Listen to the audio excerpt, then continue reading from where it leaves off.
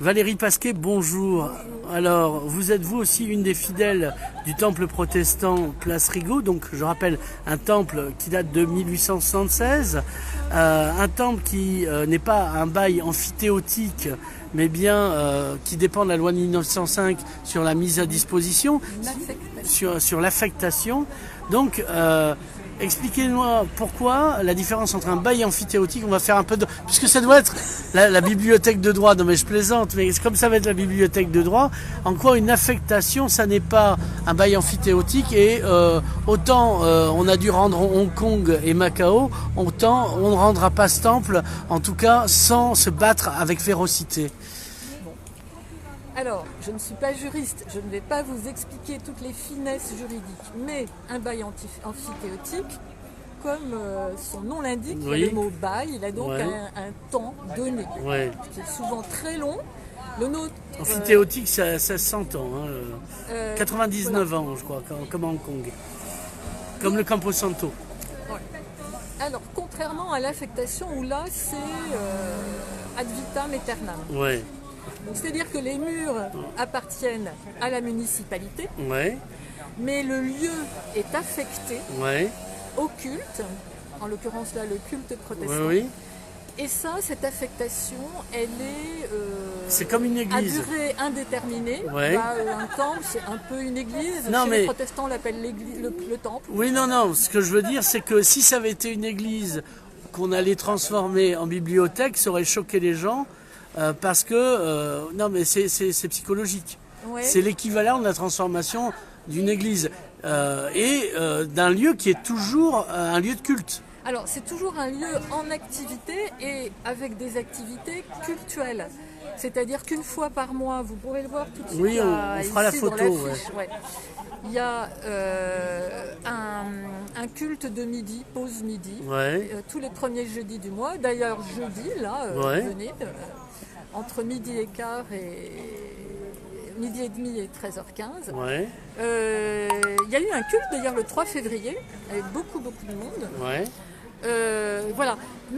Et puis il y a d'autres activités liées à l'accueil. Et surtout, moi, ce que je voudrais dire, c'est que c'est pas tant le projet de la bibliothèque pour lequel on est contre. Oui. Pourquoi pas une bibliothèque universitaire? Ouais, Mais pourquoi, pour ce projet de bibliothèque, détruire un temple qui, lui, en plus, a été rénové avec pas mal d'argent ces 10 dernières années, qui est accessible, qui est aux normes donc de sécurité et d'accessibilité, je tiens à le préciser, parce qu'il n'y a pas tant de bâtiments que ça qui le sont. Et puis alors, en plus, bien sûr, mais ça je crois qu'on le dit et on le redit, en plus de son aspect... il y a du bruit. oui, allez-y. En plus de son aspect, bien sûr, et c'est très important, historique, c'est le premier temple des Pyrénées-Orientales. Il y a des protestants qui se sont battus pour que ce lieu existe. Vous voyez. Alors, il y a cet aspect historique d'enracinement, il y a l'aspect de lieu lui-même. Pourquoi le détruire pour ce projet de bibliothèque, alors que, la bibliothèque peut se faire autour, parce que la bourse du travail que vous voyez, c'est construite autour du temple. Ouais. Le temple est préexistant. Et pourquoi pas faire? C'est pas qu'on est contre ce projet de bibliothèque universitaire qui peut être tout à fait un projet, il faudrait l'affiner un petit peu plus, hein, mais on n'est pas contre. Pourquoi le faire spécialement ici, surtout en démolissant ce lieu? C'est ça surtout. Pourquoi pas le faire soit Parce qu'on autour du temple, démolit l'histoire et la mémoire au passage. on démolit tout à fait l'histoire et la mémoire, on démolit un lieu encore un Mais l'université, elle s'en fout de l'histoire et de la mémoire, ça la concerne pas. Je crois pas. Enfin, la nouvelle université, je veux dire. Vous voulez dire l'université qui est arrivée en centre-ville? Oui, parce que elle est plutôt pense que- Startup Nation, Cloud, etc. Donc, du passé faisons table rase, c'est la nouvelle université, ça. Ça, peut-être. Je pense qu'il y a des étudiants qui pourraient, on en voit un peu. Moi, j'habite à 2 pas d'ici. Je vois quand même des étudiants qui sont un peu Place Rigaud ici, sur la terrasse de café. Quand je discute un tout petit peu, les gens sont pas forcément indifférents. Non, alors, c'est pas trop mon domaine. Mais je pense que précisément parce que l'université arrive en centre-ville, même si les étudiants ne sont pas encore très nombreux, mais voilà, le centre-ville change, parce qu'il y a ce projet de changement de centre-ville qu'on peut l'accompagner. Et que ce temple a tout, le rayonnement de ce temple a toute sa raison d'être, non seulement par son aspect historique, par le fait qu'il est aux normes, mais aussi parce qu'il a son rôle à jouer d'intégration dans le quartier, d'aide à la transformation du quartier. Et c'est dommage que la mairie ne comprenne pas ça et qu'elle n'essaye pas de s'appuyer, au contraire, sur nous pour... S'appuyer sur vous, pas vous écraser. Voilà. Voilà, oui, très bonne image, parce qu'en effet, détruire... Parce que finalement, qu'est-ce qu'ils veulent? C'est transformer tout l'intérieur, c'est-à-dire la façade resterait, mais le temple, lui, serait complètement détruit de l'intérieur. Et ça, c'est... Bon, et en plus, juridiquement, c'est quand même pas si évident, puisque pour cela, il faudrait une désaffectation du lieu. Aujourd'hui, elle n'existe pas. Et c'est le préfet qui doit prendre cette décision. C'est le préfet. Et le préfet, on a des nouvelles? Il vous a écrit? Alors, on essaye de le rencontrer. On lui a écrit à 3 reprises. On aimerait beaucoup le rencontrer.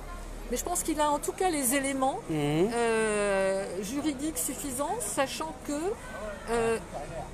il y a 5 raisons pour désaffecter un lieu. Et entre autres, le fait qu'il n'y ait aucun culte célébré pendant 6 mois d'affilée. D'accord. Déjà ça, le dernier culte a eu lieu temple plein le 3 février, mais même au-delà de ça, il y a un culte tous les premiers dimanches.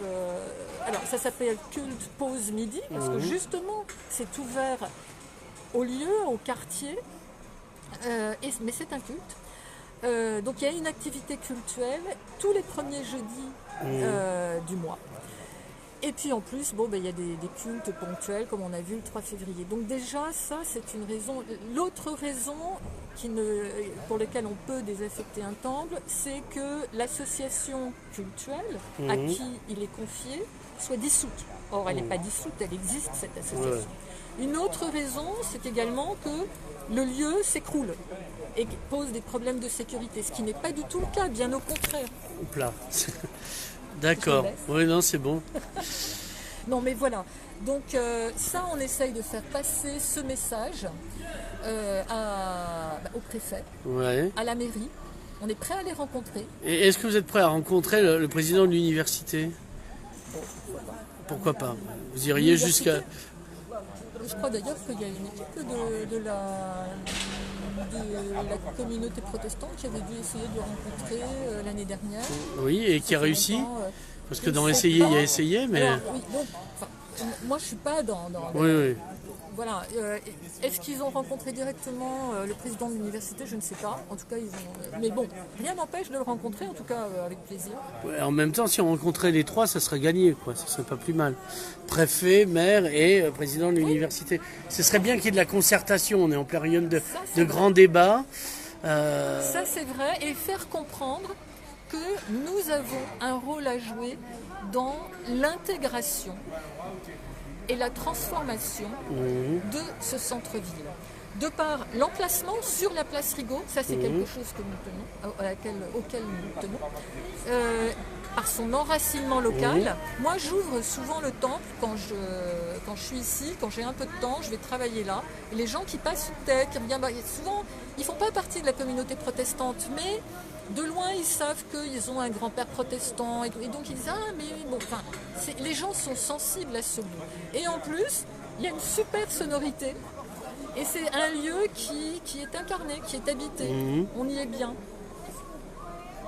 Alors j'y ai rencontré le fils de Théodore Monod, j'y ai fait une interview.